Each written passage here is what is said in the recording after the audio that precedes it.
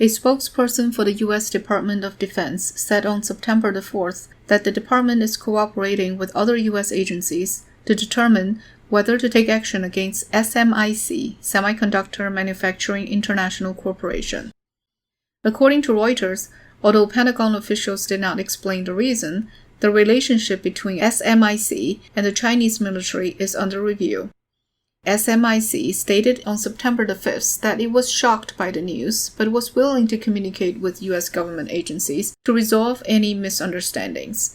In August, the United States blacklisted 24 Chinese companies and individuals because of their participation in the CCP's military installations and operations in the South China Sea. This was the first time the U.S. government imposed sanctions on the CCP's military expansion in the South China Sea. On August the 28th, the Pentagon designated 11 other Chinese companies as companies owned or controlled by the Chinese military. According to the Wall Street Journal, a U.S. DoD contractor's report stated that SMIC might be supporting the construction of the Chinese military.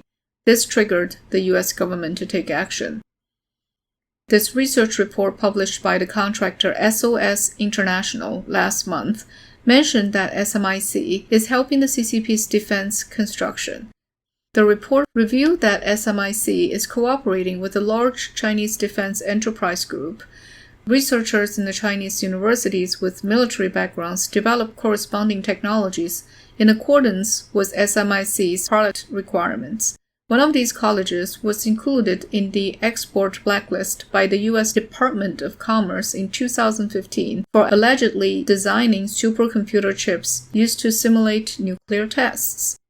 The report also mentioned, quote, a series of PLA University and Defense Industrial Complex researchers use SMIC processes and chips to conduct their research, indicating that this research is tailored to SMIC production specifications, making it impossible for them to manufacture their chips at another foundry.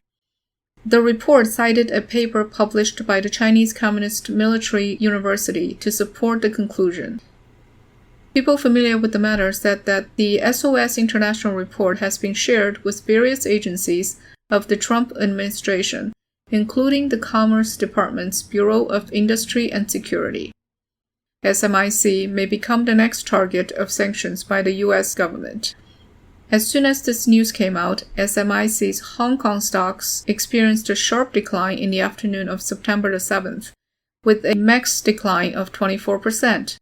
As of the market close on September the 7th, SMIC's Hong Kong stock price has fallen 23%.